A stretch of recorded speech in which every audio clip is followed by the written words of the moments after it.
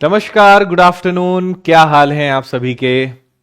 तो आज हम बात करने वाले हैं ग्रुप डी से संबंधित। जैसा आपको पता है कि अभी कुछ दिन पहले रेलवे ने ग्रुप डी की डेट भी आगे बढ़ा दी। तो अब फॉर्म भरने में कई सारे बच्चे जो रह गए थे क्योंकि सर्वर का इश्यू आ रहा था, और ये एक ऐसी वैकेंसी है जिसमें सबसे ज्यादा मुझे लगता है कि भारत में फॉर्म भरे जाते हैं।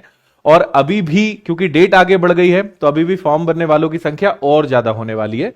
तो आज मैं आपको दो तीन चीजें बताने वाला हूं। अगर आपने अभी तक फॉर्म नहीं भरा है या फिर अभी तक किस जोन से कितने फॉर्म भरे जा चुके हैं, कहां पर कितना कंपटीशन है, कट ऑफ लास्ट ईयर का क्या था, इस बार की क्या संभावना हो सकती है, और जो सबसे ज्यादा पूछा जाता है कि सेफ जोन कौन सा रहेगा, डेंजर जोन कौन सा रहेगा, ऐसी बहुत सारी चीजें आपके मन में आती है। तो उन सब चीजों के जवाब मैं आपको दूंगा। और अगर आप अभी फॉर्म आपने नहीं भरा है तो यह वीडियो आपके लिए काम का है। अगर आपने फॉर्म भर दिया है तब भी आपको एक अंदाजा लग जाएगा कि आपने जिस जोन को सिलेक्ट किया है वहां पर अभी क्या स्थिति है। तो आइए शुरुआत करते हैं। आपको पता है कि डेट आगे बढ़ चुकी है और अब आप 1 मार्च तक फॉर्म अप्लाई कर सकते हो, आवेदन कर सकते हो। ठीक है, देखिए पहले हम यहां पे कट ऑफ पर भी बात करेंगे थोड़ी देर बाद कि कट ऑफ का क्या है, लेकिन पहले हम समझते हैं अभी ताजा स्थिति की फिलहाल क्या है ना। तो यहां पर ये एग्जैक्ट डेटा है, ऑफिशियल डेटा है जो रेलवे की तरफ से ही ये जारी किया गया है। और यहां पर आप देखेंगे तो अगर सबसे ज्यादा वैकेंसी अगर एनआर न्यू दिल्ली जोन की बात की जाए तो 4785 वैकेंसीज यहां पर हैं। और इसके लिए अभी तक, और ये डेटा भी मैं आपको बता दूं कि आज से 2-3 दिन पहले का है, मतलब ये सारा डेटा अगर आज करेंट का निकाला जाएगा तो ये भी बढ़ गया होगा, लेकिन ठीक है, एक अनुमान आपको मिल जाएगा।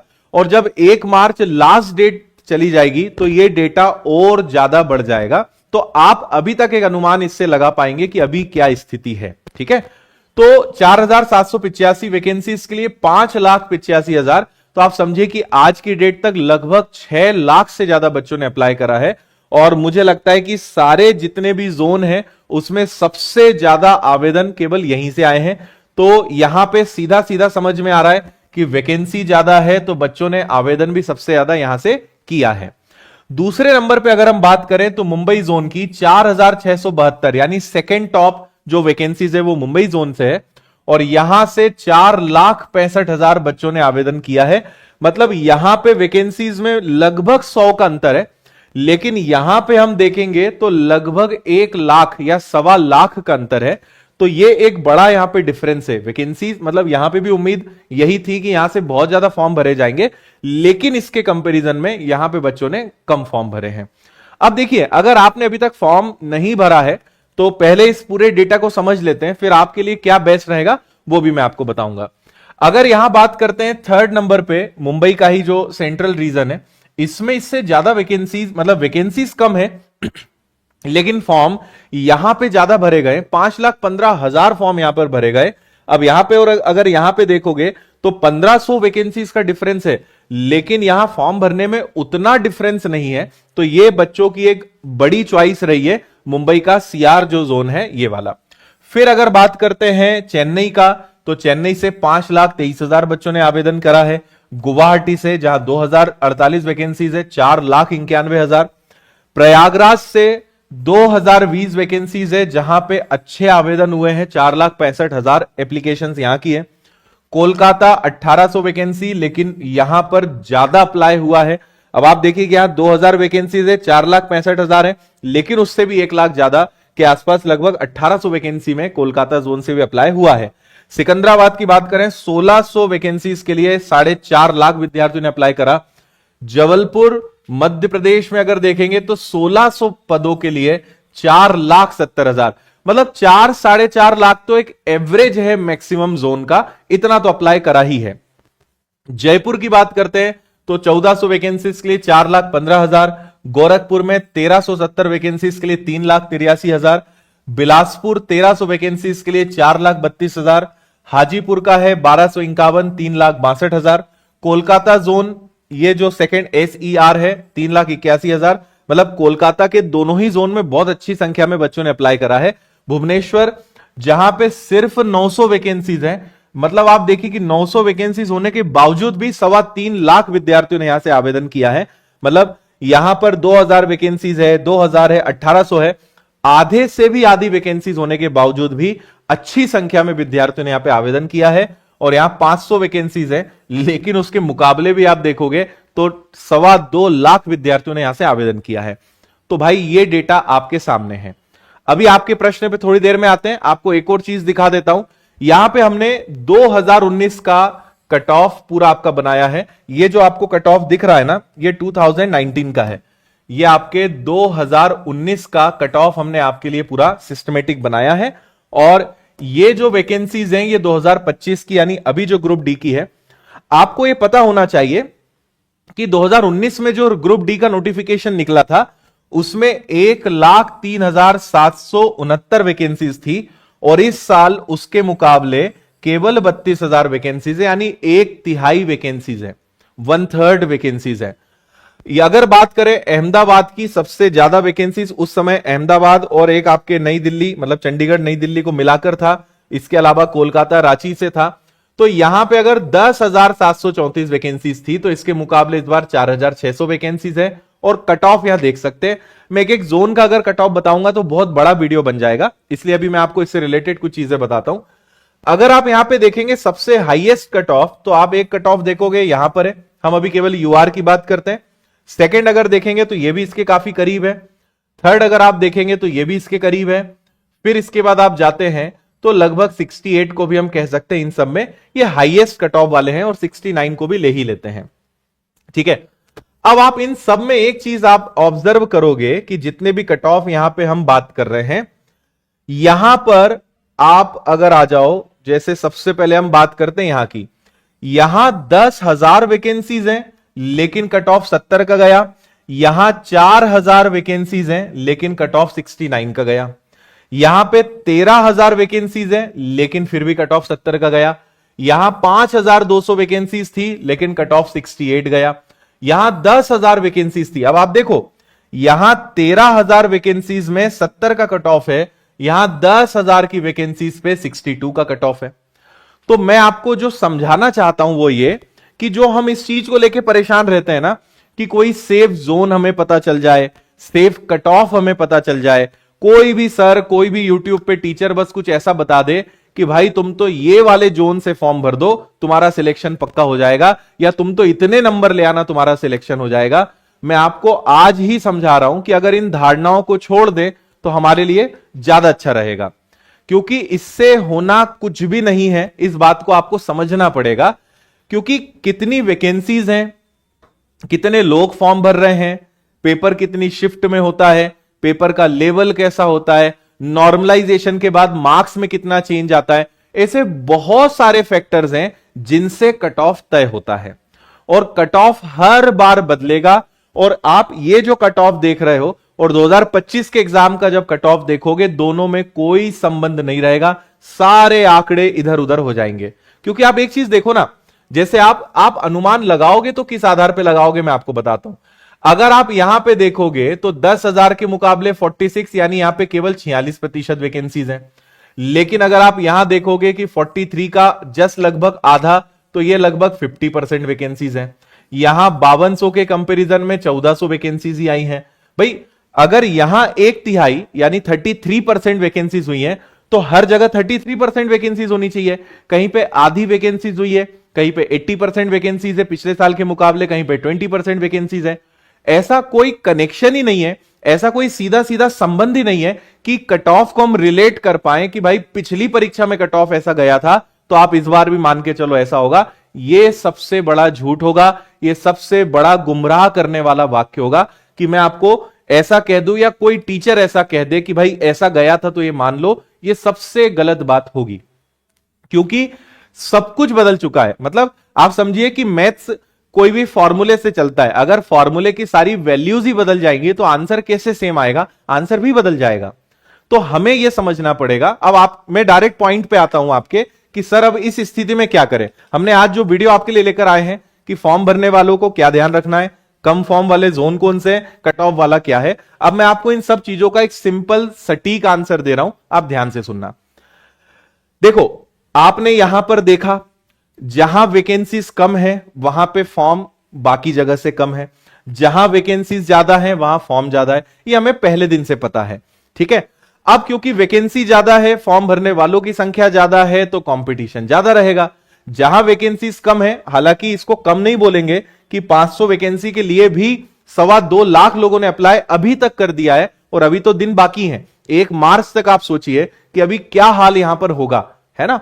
500 वैकेंसीज के लिए 400 गुना लोग जो हैं खड़े हुए हैं। आप कल्पना करिए कंपटीशन किस लेवल का होगा।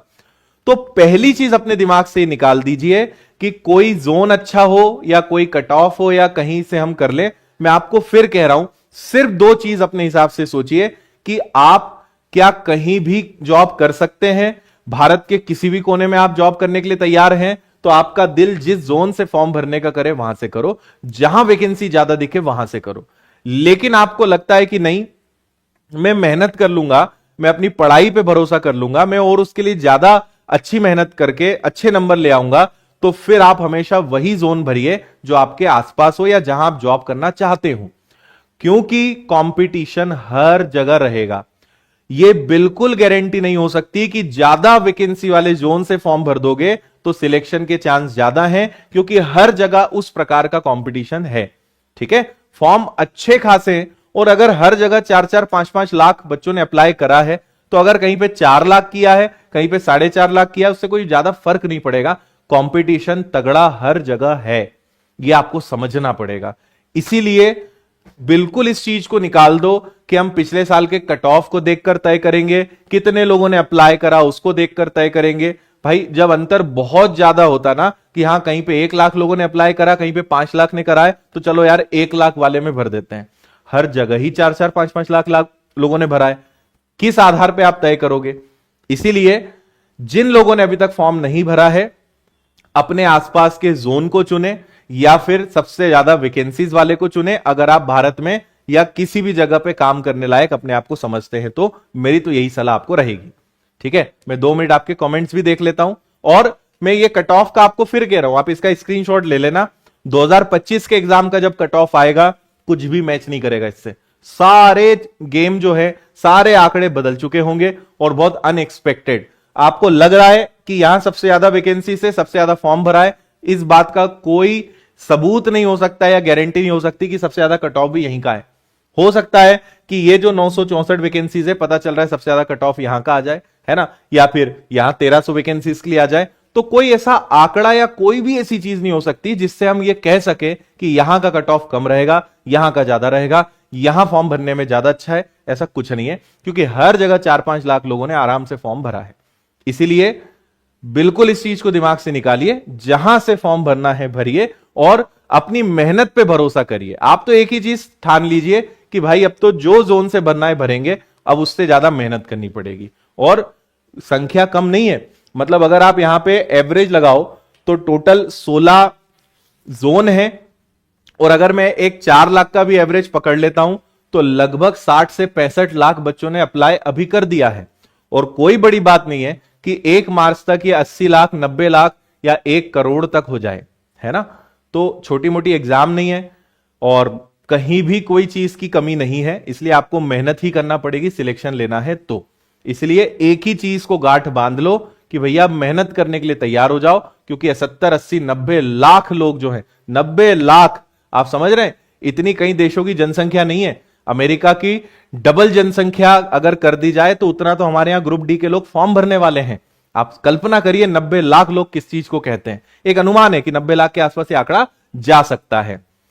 ठीक है, इसलिए तैयारी पे फोकस करिए, शानदार तरीके से अब एक अच्छी कंसिस्टेंसी के साथ लगिए, अच्छा रूटीन बनाइए, अच्छा शेड्यूल बनाइए, सारे सब्जेक्ट्स के कॉन्सेप्ट बहुत अच्छे करिए, और विनर्स की टीम, मैं, हम सब आपके साथ हैं बहुत अच्छी तैयारी करने के लिए। अब सिर्फ अपनी, अब भगवान भी सिलेक्शन नहीं दिला पाएंगे, है ना, अब मेहनत ही सिलेक्शन दिला पाएगी, ये ध्यान रखना। इसलिए बात बहुत आगे बढ़ चुकी है अब, तो अब मेहनत पर ही आपको भरोसा रखना पड़ेगा, ये आप ध्यान रखें। ठीक है, विनर्स के एप्लीकेशन पर जैसे कुछ बच्चे पूछ रहे थे, मैं आपको बता देता हूं। हमारी जैसे रेलवे ग्रुप डी की 15 सॉल्व पेपर्स की बुक है, आपको ये जरूर लेनी चाहिए। ऐसी रेलवे की सामान्य विज्ञान की, जैसे आप पूछ रहे थे साइंस की या फिर जीएस की कुछ अच्छी किताबें, तो विनर्स पब्लिकेशंस की किताबें आप ले सकते हो। बहुत अच्छा कंटेंट और शानदार सिस्टमेटिक है। जैसे सामान्य ज्ञान की 4000 प्रश्नों की किताब है, ऐसी हमारी ये मैथ्स की एक किताब है जिसमें पूरा मैथ्स आपको अंकगणित एडवांस मिलेगा और काफी मोटी किताब है, और एक एक चैप्टर जो रेलवे एग्जाम्स के लिए है वो इसमें आपको मिलेगा। क्यूआर कोड्स भी हैं, तो इसमें आप क्यूआर स्कैन करोगे, आपका वीडियो प्ले होगा, तो ऐसी सुविधाओं के साथ है। और सेम क्यूआर की सुविधाओं के साथ ये रीजनिंग की भी बुक है। और ये तो कुछ ही किताबें हैं, हर विषय की किताब आपको मिल जाएगी। तो आप विनर्स पब्लिकेशंस ऐप से किताबें घर बैठे बुला सकते हो। और अगर आपको ग्रुप डी की तैयारी करना है तो मैं आपसे कहूंगा कि आप आज के बाद कट ऑफ, जोन और इन सबको देखना बंद करो, सिलेक्शन लेने के लिए काम करो। क्योंकि वीडियो देखने से अगर सिलेक्शन होता, अगर जोन चुनने से सिलेक्शन हो जाता, तो फिर आराम से सबको जॉब मिल जाती। मेहनत करना है, यह हमें ध्यान रखना है। लास्ट डेट क्या है फॉर्म भरने की? 1 मार्च है, ठीक है। तो 799 में ग्रुप डी का पूरा कोर्स है। आप चाहते हो कि रेलवे के सारे एग्जाम्स की तैयारी हो जाए तो फाउंडेशन ले सकते हो। एनटीपीसी ग्रुप डी का ऑफलाइन अगर इंदौर आकर पढ़ना है हमारी टीम के साथ, तो इंदौर विनर्स में आप आके पढ़ सकते हो। ग्रुप डी की टेस्ट सीरीज विनर्स के ऐप पर है। सीबीटी 1 एनटीपीसी की टेस्ट सीरीज है, क्योंकि अब अगला एग्जाम यही आने वाला है।